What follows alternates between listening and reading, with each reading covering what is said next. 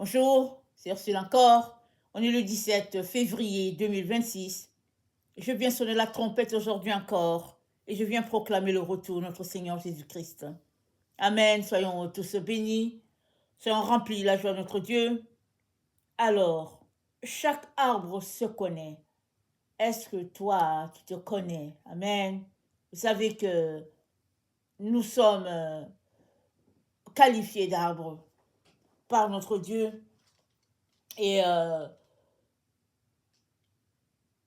c'est dit dans Luc 6, le verset 43, ce n'est pas un bon arbre qui porte du mauvais fruit, ni un mauvais arbre qui porte du bon fruit, car chaque arbre se connaît à son fruit. On ne cueille pas des figues sur des épines, et l'on ne vendange pas des raisins sur des ronces. Amen. Alors, chaque arbre se connaît à son fruit. Ça veut dire que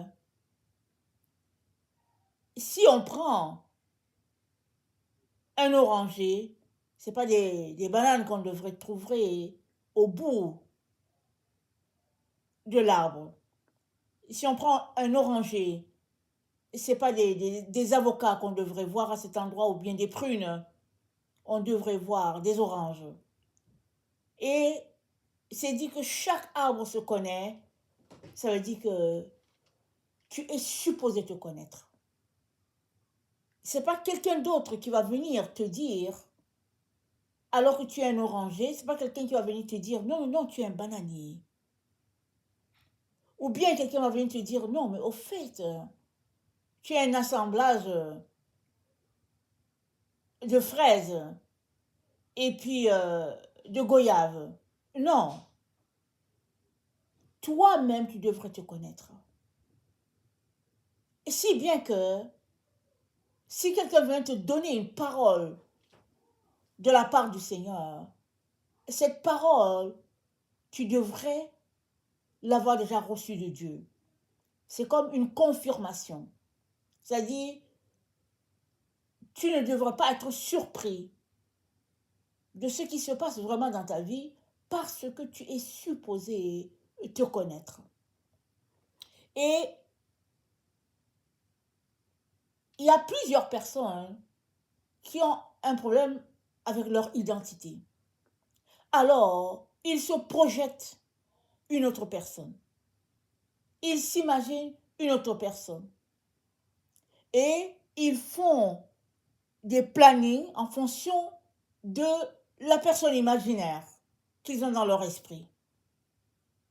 Si c'est leur second moi, alors ils font leur plan en fonction de cette seconde personne qu'ils auraient aimé être ou bien une personne qu'ils admirent. Alors, ils bâtissent tout sur cette personne imaginaire qu'ils disent être eux, mais au fait, ça n'a rien à voir avec leur propre personne. Et si bien que dans Jacques 1, c'est dit que il y en a qui regardent leur visage dans le miroir et ils s'en vont sans rien changer si le miroir leur envoie qu'il y a quelque chose à changer. C'est ceux-là qui ne mettent pas la parole en pratique. Alors, ceux-là qui ne mettent pas la parole en pratique sont comparés à des personnes qui regardent leur visage dans le miroir et le miroir leur envoie que, tiens, tout n'est pas net, il faudrait changer quelque chose, mais il laisse aller. Alors, celui-là qui ne se connaît pas, au fait, c'est quelqu'un qui se regarde dans le miroir et puis qui se dit, mais c'est qui cette personne-là? Ils ne se reconnaissent pas. Et ils projettent autre chose. Et c'est bien que il y a la personne que Dieu a créée et il y a l'autre personne que tu te crées toi-même en te donnant une image qui n'est pas celle de Dieu. Et si bien que, comment vas-tu faire pour marcher dans ce que Dieu a pour toi, puisque ce que Dieu a pour toi, c'est depuis le sein maternel. Et ce que Dieu a pour toi, ce n'est pas pour la personne qui est la contrefaçon. Ce n'est pas pour la personne qui est une image de qui tu te fais. La parole que Dieu a pour toi, c'est pour la personne que lui, il a créée. Pas pour la personne que toi, tu t'es créée de toi. Il est donc très, très important que tu décides aujourd'hui de te connaître. Il est important que tu t'asseyes pour te demander qui suis-je? Que suis-je venu faire sur la terre? Ça, c'est très important. Ce sont des questions existentielles, mais c'est des questions qu'on ne peut pas passer outre. Dans le psaume 139,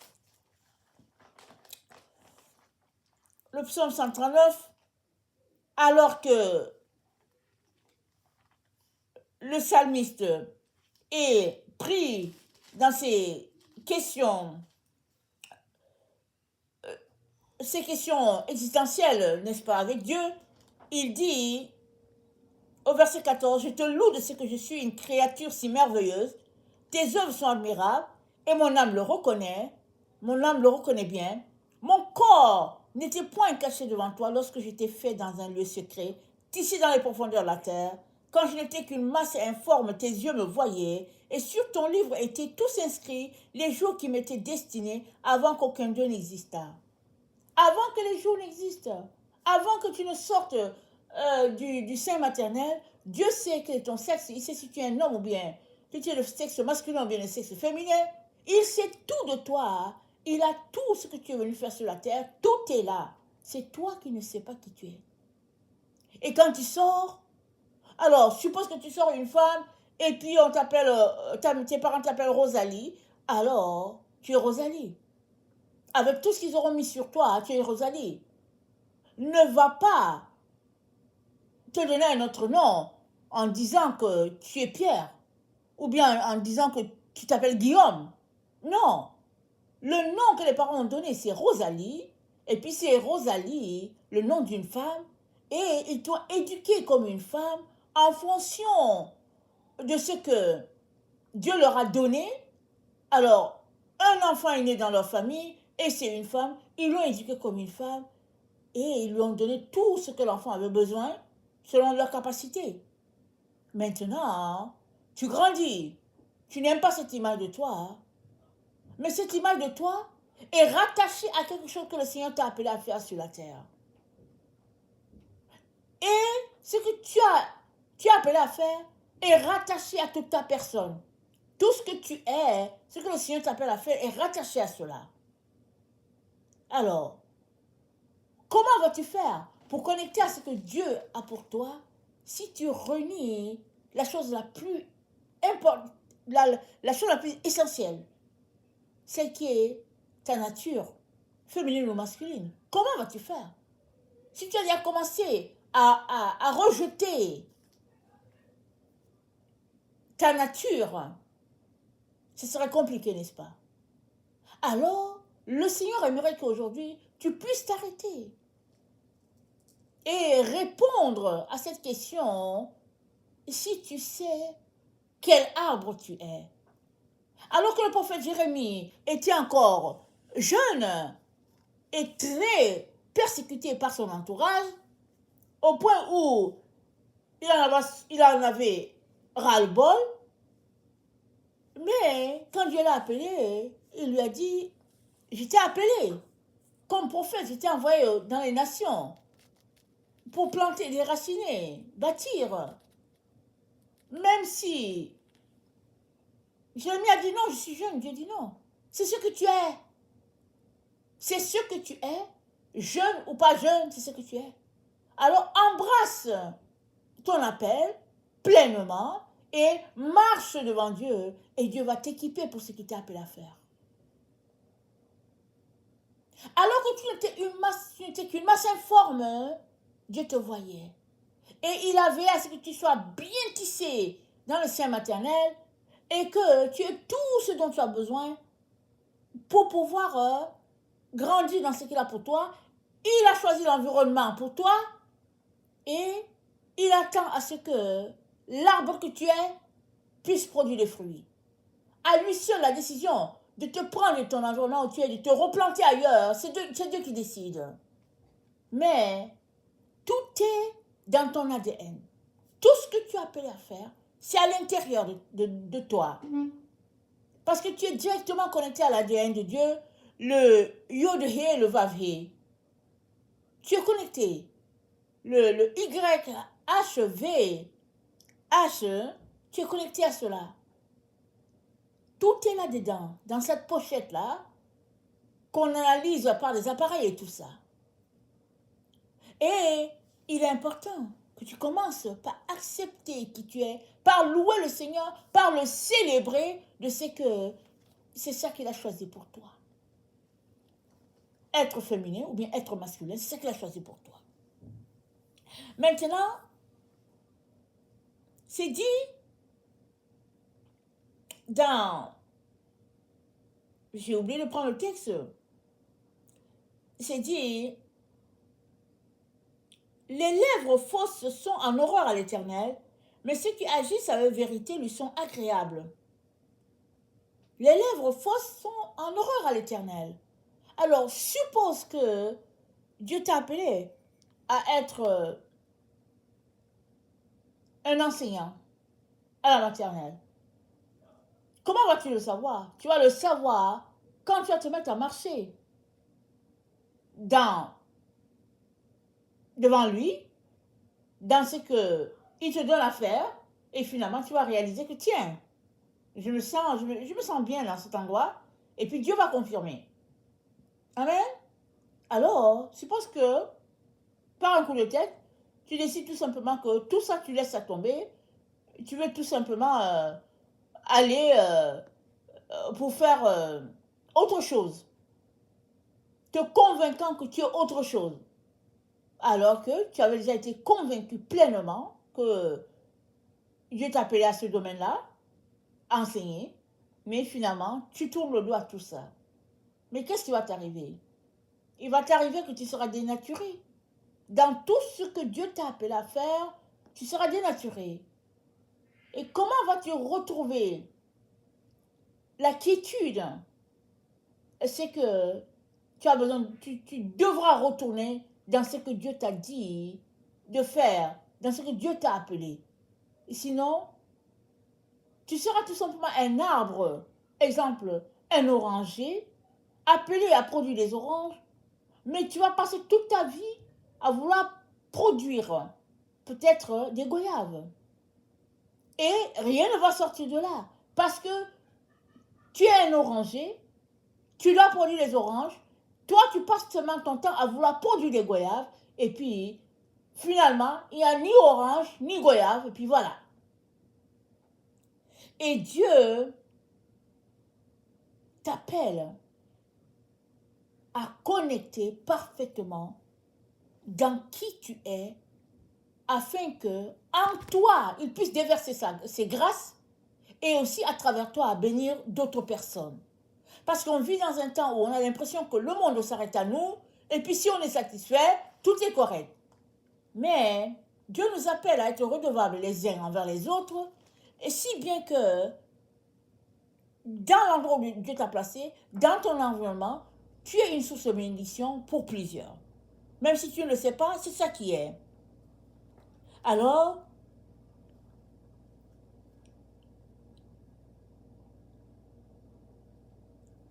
c'est dit au verset 5 de Proverbe 20, « Les desseins dans le cœur de l'homme sont des eaux profondes, mais l'homme intelligent sait puiser. » Les desseins de Dieu dans ta vie, ce que Dieu a prévu de faire dans ta vie, c'est profond. C'est ancré en toi, mais dans la profondeur. Et c'est dit, l'homme intelligent sait épuiser. Mais qui est l'homme intelligent?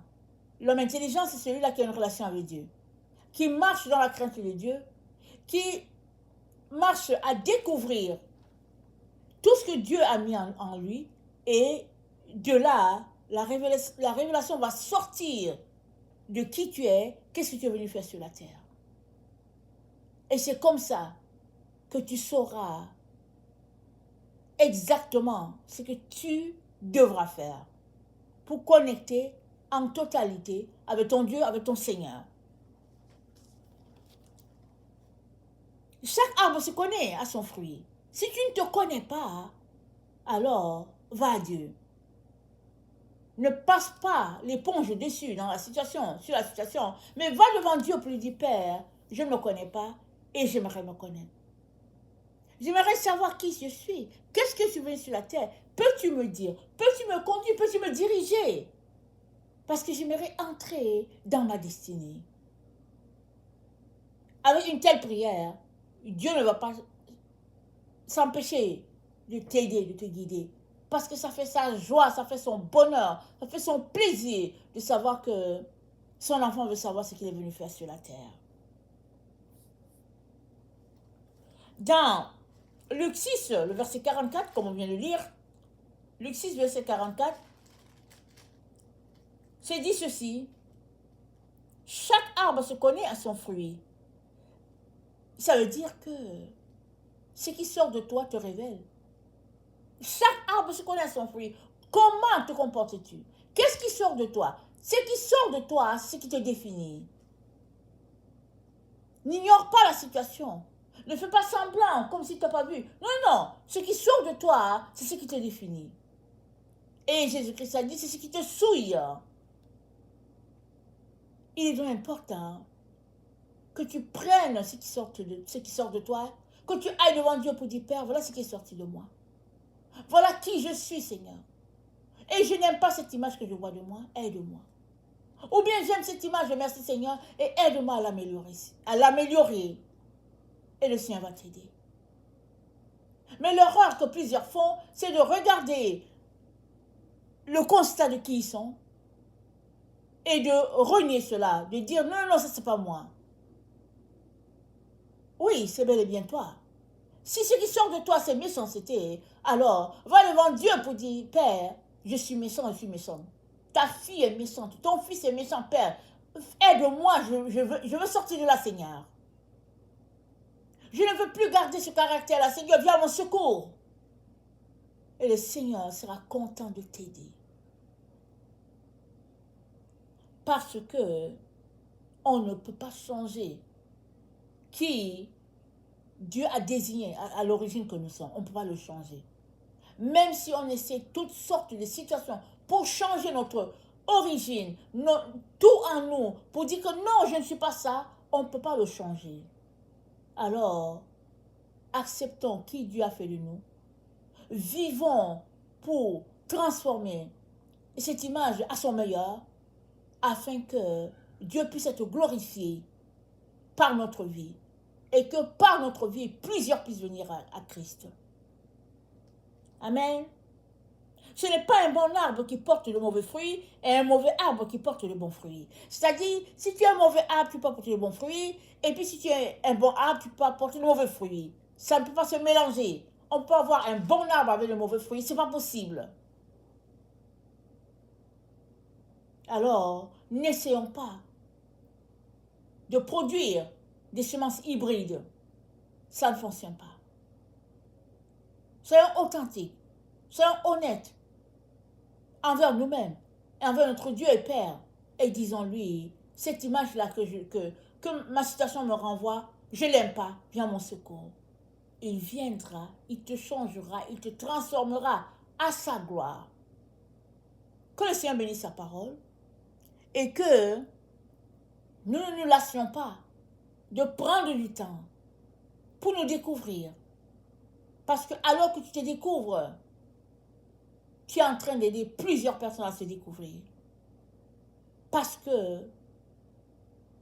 tu reflètes qui Dieu t'a fait et à travers toi, Dieu va se glorifier aussi pour les autres.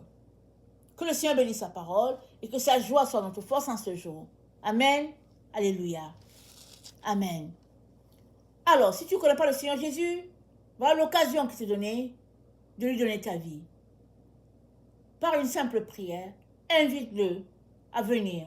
Une prière comme celle-ci, Seigneur Jésus, j'aimerais te demander pardon pour mes erreurs. Sois mon sauveur et mon maître. Pardonne-moi de marcher et de vivre sans toi. Et aide-moi, Seigneur, à laisser de côté toutes ces choses que tu n'aimes pas. Et merci pour le Saint-Esprit que tu m'as donné, pour m'enseigner dans la vérité. Conduis-moi, dirige-moi. Amen et Amen. Prends le temps pour lire ta Bible. Prends le temps pour prier. Prends le temps pour louer le Seigneur. Détache-toi des choses que Dieu n'aime pas. Et cherche ton Dieu. Il ne manquera pas de se révéler à toi jour après jour. Que le nom de notre Dieu soit béni. Amen. Alléluia.